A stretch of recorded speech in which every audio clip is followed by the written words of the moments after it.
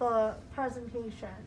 So you want to think about, okay, this again is for anything with lateral hip pain, a bone bruise, a contusion, a hip pointer, maybe it's higher up on the iliac crest.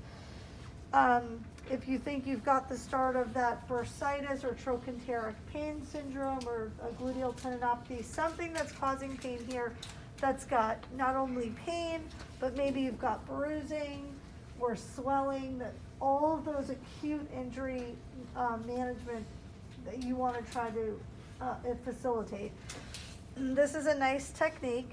So again, it's the same kind of technique where we're taking off the center so we have our fingers holding, and we're going to think, okay, if X marks the spot or wherever the most bruising is, that's where we want to put our tape over. And so we would create a stretch.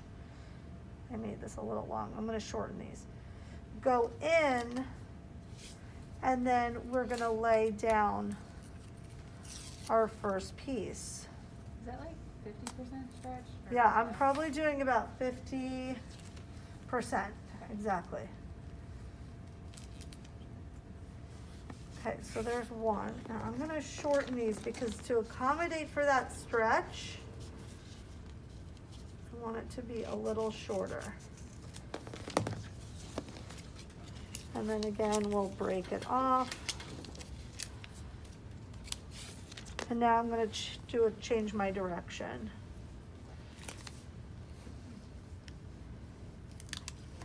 Okay, so we're creating these overlapping pieces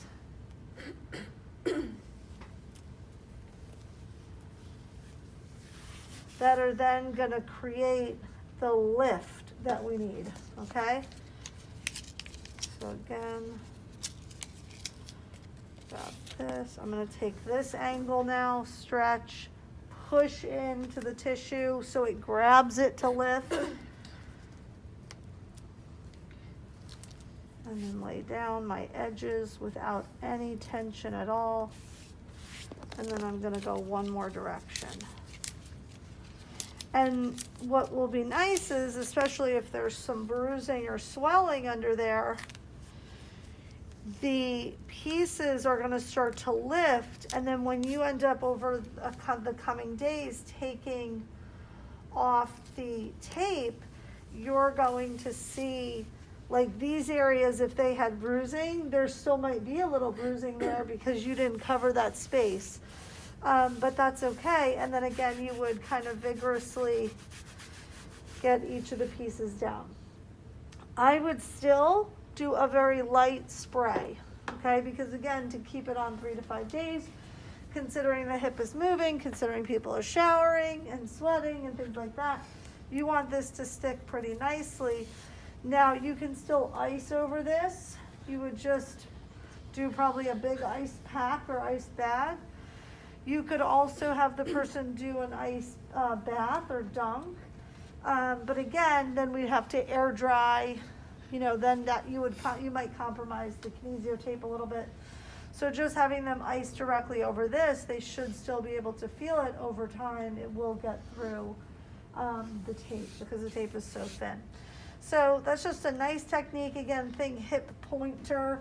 Wherever the direct impact was and where the bruising is where you're going to put the tape. You could also use the spider technique, but I just like this one better. It covers more space. It's a little easier than all the spider pieces.